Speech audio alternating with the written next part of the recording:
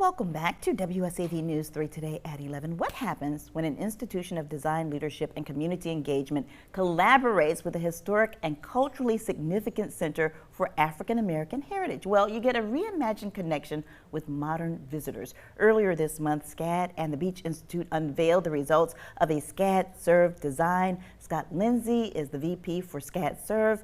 Pulin Chenjerai is a SCAD grad student majoring in architecture. He was also the student project lead on the collaboration with the Beach Institute. They join us now with more. Thank you so much for being here today. Thank you for having me.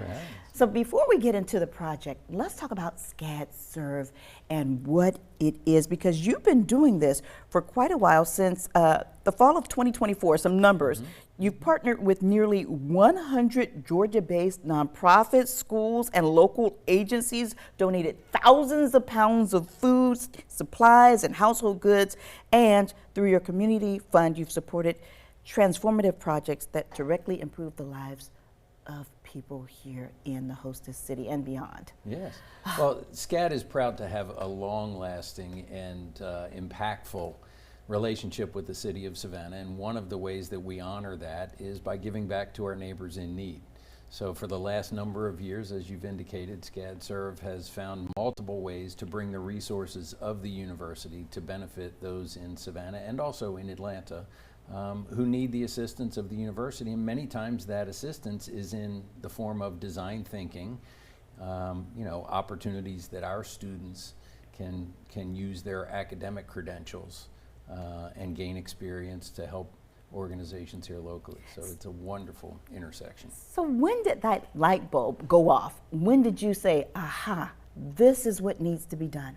Well, during COVID, President Wallace said, you know what, SCAD can do community service in a way that no other institution can, again, because of the design thinking and the academic programs that we teach. So it's much more than just recruiting volunteers to go out and spend their time and their energy on things.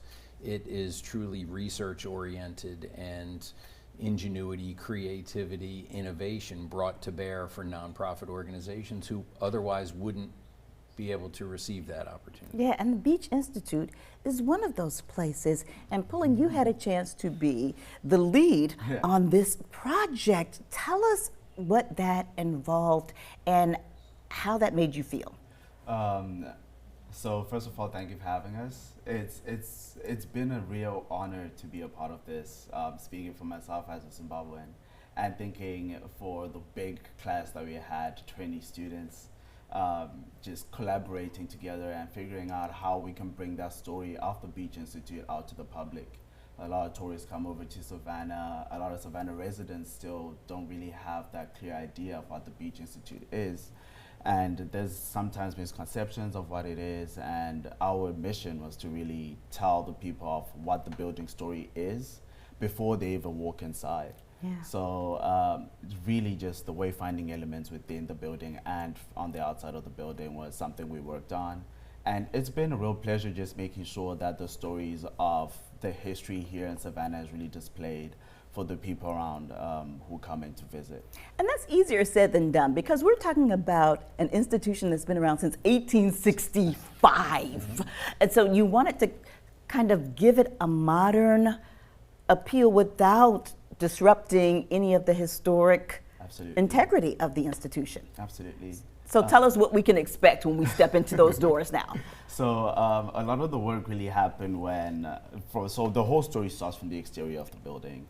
The brick walls outside are historically preserved, so discovering what type of materiality, how we're going to hang those signs up, how that's going to be done and keep that preservation still alive. And then as you walk in, there's wayfinding elements that help different types, different groups, different age groups of people walk into the building.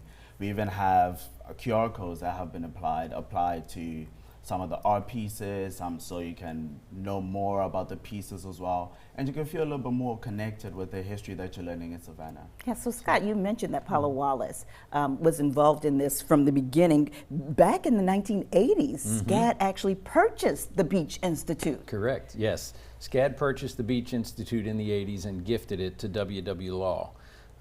As you probably know, the building was the first original school in Savannah for freed slaves' children. And at different points in its life, it was educating as many as 600 students a day, which when you walk into the building with that context, you just can't imagine how lively the building would have been with 600 kids in there.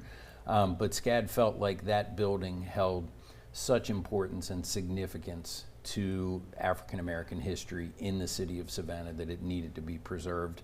So purchased it, gifted it to W.W. Law, and then did a major renovation and preservation project on it as well, so that it still is honoring the original bones of the building. And speaking of students, SCAD students will conduct tours at the Beach Institute. So we've had a few people come in and then just show around what we have implemented inside the Beach Institute. One time over here, you might find a few other students in there helping out with the tours as well. But we had the pleasure of working with one amazing staff member of the Beach Institute as well. His name was Wimbush, Mr. Wimbush. Yes. Very lovely character. He brought the building to life with it just made us really understand more about the building as well. And really made us understand more of the history that really is inside. So. Now, we're running out of time, but I do want to mention one quote by the executive director, James Jones, who said that SCAD Serve's unwavering work at the Beach Institute Museum has not only illuminated our journey, but has etched a lasting legacy where the lessons of yesterday guide the discoveries of today. And thank you for mentioning that. And that's exactly the kind of impact that SCAD Serve looks to have here in our hometown. All right, Scott Pullen, thank you so much for joining us today. And thank you for the work that you're doing, too. Thank you. It's a pleasure to do it. Well, you can find more information and see this interview again anytime by going to our website, wsav.com/community corner.